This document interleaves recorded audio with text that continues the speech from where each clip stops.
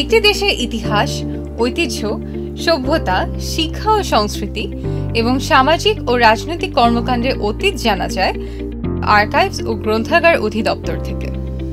মহান মুক্তিযুদ্ধের মূল্যবান দলিল, দস্তাবেজ, নথিপত্র এবং রেকর্ড সমূহ সংরক্ষণের গুরুত্ব অনুধাবন করে 1972 সালে শিক্ষা মন্ত্রণালয়ের ক্রীড়া ও সংস্কৃতি বিষয়ক বিভাগের অধীনে জাতীয় আর্কাইভস এবং জাতীয় গ্রন্থাগারের সমন্বয়ে আর্কাইভস ও গ্রন্থাগার অধিদপ্তর প্রতিষ্ঠা করে।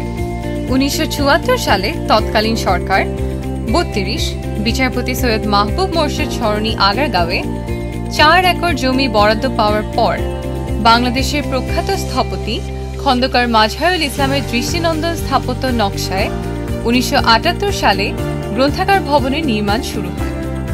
1985 সালে এর কার্যক্রম শুরু হয়। এই সেই জাতীয় গ্রন্থাগার ভবন। পাশে রয়েছে জাতীয় আর্কাইভ ভবন।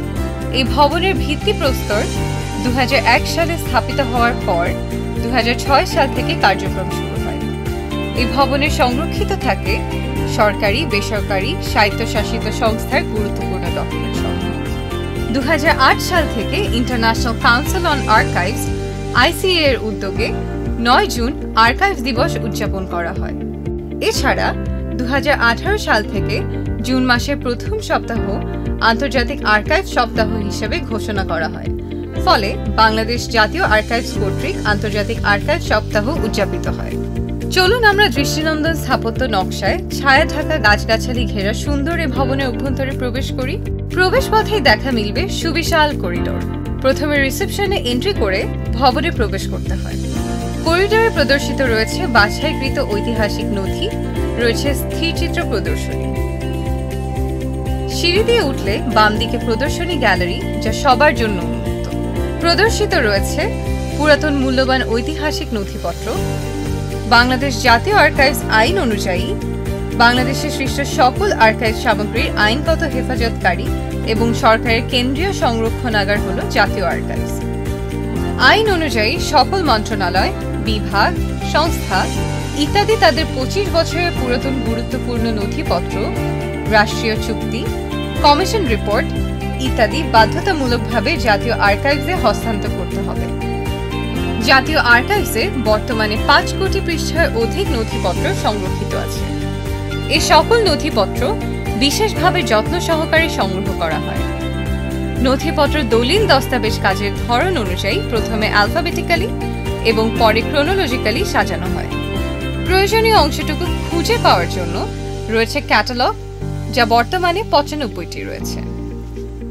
নথিপত্রের ধরন অনুযায়ী পুরাতন নথি সমূহের মধ্যে উল্লেখযোগ্য যেমন 1760 থেকে 1900 সাল পর্যন্ত সময়ের জেলা রেকর্ডস, 1859 সাল থেকে 1955 পর্যন্ত প্রিন্টেড প্রসিডিংস, 1925 সাল থেকে 1960 সাল পর্যন্ত ঢাকা চট্টগ্রাম বিভাগীয় কমিশন রেকর্ডস, 1832 থেকে বর্তমান পর্যন্ত গেজেট, মাস্টার দা সূর্য সেনের মামলার রায়ের কপি, 52 ভাষা আন্দোলনের নথি ইত্যাদি।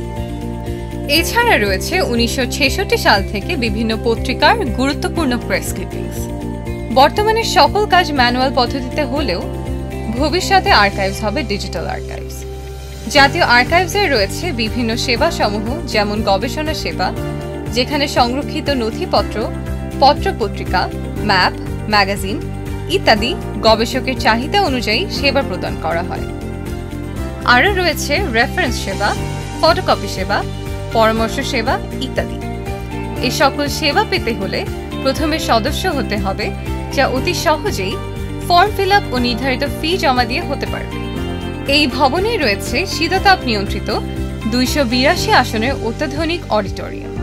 যে কোনো ব্যক্তি বা প্রতিষ্ঠান নির্ধারিত ভাড়া মারফত ব্যবহার করতে পারবেন। ভবনটিতে প্রশিক্ষণ সেবাও প্রদান করা হয়। অ্যাডভান্স আর্কাইভাল রেকর্ড ম্যানেজমেন্ট প্রশিক্ষণ কোর্স, 10 দিন ব্যাপী নথি সৃষ্টিকারী প্রতিষ্ঠানের কর্মকর্তাদের প্রশিক্ষণ প্রদান করা হয়। চলুন এবার আমরা সবুজে ঘেরা লাল ইটের জাতীয় গ্রন্থাগারে ঘুরে আসি। বাংলাদেশের জাতীয় গ্রন্থাগার মানব সভ্যতার সূতিকাগার ও হাজার বছরের ইতিহাস, জ্ঞান বিজ্ঞানের ধারক। ভবনের অভ্যন্তরে একটি 72 ফুট দৈর্ঘ্য ও 50 ফুট প্রস্থ বিশিষ্ট প্রাকৃতিক দৃশ্য সংবলিত চিত্র রয়েছে, যা সবচেয়ে বৃহদাকার দেয়াল চিত্র মনে করা হয়। জাতীয় গ্রন্থাগার ভবনের প্রবেশপথের লবির দেয়ালে রয়েছে মহান মুক্তিযুদ্ধ সম্পর্কিত স্থিরচিত্র। পাশের একটি কক্ষে প্রদর্শনী গ্যালারি ও আরেক পাশের জাতীয় গ্রন্থাগারের পাঠকক্ষ। পাঠকক্ষে রয়েছে বিভিন্ন পুস্তক, সংবাদপত্র, ম্যাগাজিন, রেফারেন্স পুস্তক ও সাম্প্রতিক প্রকাশিত পুস্তকসমূহ। এখানে গবেষক পাঠকদের জন্য বিনামূল্যে ইন্টারনেট ব্যবহার সুবিধা সহ অনলাইনে পাবলিক অ্যাক্সেস ক্যাটালগ সুবিধা পাওয়া যায়। এই সকল সুযোগ সুবিধা পেতে জাতীয় আর্কাইভের মতন কিন্তু আলাদা করে সদস্য ফর্ম পূরণ করে নির্ধারিত ফি দিয়ে হতে হবে। এই ভবনের বিভিন্ন শাখায় বিভিন্ন সেবামূলক কার্যক্রম দেওয়া হয়ে থাকে। যেমন গ্রন্থপঞ্জি শাখায় বাংলাদেশের জাতীয় গ্রন্থপঞ্জি প্রণয়ন ও প্রকাশের লক্ষ্যে 3টি শাখা রয়েছে: সংগ্রহ, সংকলন এবং প্রকাশনা ও রেফারেন্স শাখা। সংগ্রহ শাখায় প্রকাশক, লেখক ও তাদের প্রকাশিত পুস্তক সমূহ সরবরাহ করে থাকেন। সংগ্রহ শাখা থেকে পুস্তকের শ্রেণীকরণ নম্বর তৈরি সহ ডেটা এন্ট্রি কাজটি হয়ে থাকে। সফটওয়্যারে বিব্লিওগ্রাফিক ডেটার সহায়তায় বাংলাদেশ জাতীয় গ্রন্থপুঞ্জের প্রাথমিক পাণ্ডুলিপি প্রণয়ন করা হয়, যা বিজি প্রেস থেকে মুদ্রিত হয়। জাতীয় গ্রন্থাগার বাংলাদেশের প্রকাশিত সকল পুস্তকের জন্য প্রকাশক ও লেখকগণকে সরকার নির্ধারিত ফির মাধ্যমে ISBN ইন্টারন্যাশনাল স্ট্যান্ডার্ড বুক নম্বর বরাদ্দ প্রদান করে। বর্তমানে অনলাইনের মাধ্যমেও আবেদন করা যাবে। জাতীয় গ্রন্থাগারে রয়েছে বাধাই শাখা, যেখানে দৈনিক পত্রপত্রিকা মাসভিত্তিক ভলিউম আকারে বাধাই করা হয়। রয়েছে প্রেস ক্লিপিং শাখা, যেখানে মূলত জাতীয় গ্রন্থাগারে ক্রয়কৃত ও সৌজন্যপ্রাপ্ত প্রকাশনা ও কপিরাইট প্রকাশনা সমূহের প্রসেসিং ও রক্ষণাবেক্ষণ করা হয়। উল্লেখযোগ্য ঐতিহাসিক সংগ্রহের মধ্যে রয়েছে 1875 থেকে 1926 পর্যন্ত প্রায় 59টি মাইক্রোফিল্ম রোল এবং 1985 থেকে 1993 পর্যন্ত 20টি মাইক্রোফিশ রোল সংরক্ষিত আছে। জাতীয় গ্রন্থাগারের 7 তলা বিশিষ্ট স্ট্যাক ব্লক রয়েছে, যেটি মূল সংরক্ষণাগার, যেখানে স্থায়ীভাবে সংরক্ষিত আছে পুস্তকাদি গেজেটিয়ার ও গ্রন্থাগার সামগ্রী। উল্লেখযোগ্য সংগ্রহসমূহের মধ্যে রয়েছে 1905 সাল থেকে বিভিন্ন সময়ের মূল্যবান ডিস্ট্রিক্ট গেজেটিয়ার।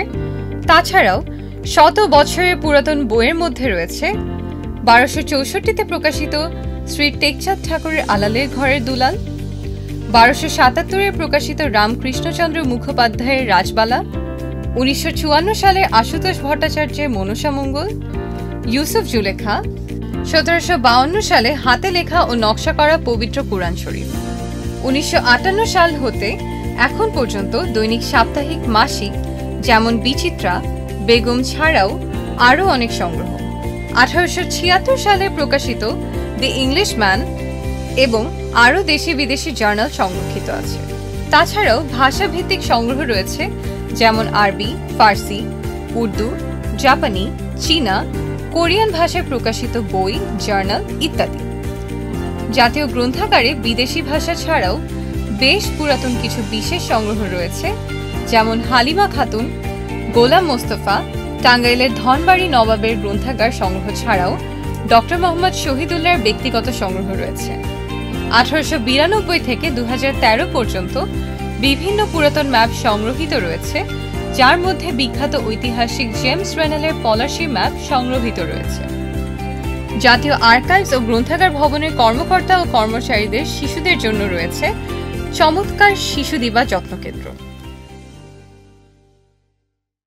আর্কাইভস ও গ্রন্থাগারের উদ্দেশ্যই হচ্ছে একটা জ্ঞানভিত্তিক সমাজ গঠন করা। আর্কাইভস ও গ্রন্থাগার অধিদপ্তরে সংগৃহীত 9 কোটি ডকুমেন্টস আমাদের এখানে আছে। আমাদের এখানে যারা গবেষক আসেন তারা কিন্তু গবেষণা করার কাজে এগুলো ব্যবহার করেন, বিশেষ করে যেগুলো ঐতিহাসিক গুরুত্বপূর্ণ নথিপত্র, এগুলো উপরে গবেষণা প্রায় দেখা যাচ্ছে আমাদের 1000-এর উপরে গবেষণা এখান থেকে প্রকাশ হয়েছে। আমরা রিসেন্ট ইস্যুগুলো পেয়ে গেলে আমাদের গবেষককে অ্যাট্রাক্ট করতে আমাদেরকে আরও সহায়তা করবে। যারা আমাদের ক্লায়েন্ট, বিশেষ করে মন্ত্রণালয় এবং জেলা প্রশাসন থেকে যদি আমরা যথাসময়ে তাদের সংগৃহীত নথিগুলো, যেগুলো সমাপ্ত নথি, এগুলো যদি 25 বছরের পুরনো হয়ে গেলে দিয়ে যান, তাহলে কিন্তু আমরা আসলে আর্কাইভসকে যথাযথভাবে ব্যবহার করতে পারবো এবং গবেষকরাও কিন্তু এখান থেকে গবেষণা করে উপকৃত হবে। ইতিমধ্যেই কিন্তু আমাদের এখানে গেজেট থেকে কপি নিয়ে সাকসেসফুলি তাদের মামলাগুলো শেষ করতে পেরেছে এবং তাদের পক্ষে রায় যাওয়া, তারা জমি উদ্ধার করতে পেরেছে। প্রায় 1000 খানেক গবেষক কিন্তু এখান থেকে কাগজপত্র নিয়ে কিন্তু তারা গবেষণা করেছে। বিশেষ করে আমাদের উল্লেখ করার মতো গবেষক পার্শ্ববর্তী দেশ ভারত, পাকিস্তান, তারপরে চীন থেকে আসে আমাদের এখানে গবেষক অনেক বেশি, এবং যুক্তরাষ্ট্র থেকেও আসে। যেহেতু আমাদের এখানে ব্রিটিশ সময়ের পেপারসগুলো আছে, ওনারা কিন্তু এখানে এসে গবেষণা করেন। ইতিহাসকে যদি সঠিকভাবে জানতে হয় তাহলে আর্কাইভসকে সমৃদ্ধ করা ছাড়া কোনো গত্যান্তর নাই। এটাই হলো আমার প্রত্যাশা। এই আশাবাদ ব্যক্ত করে আমার কথা শেষ করছি।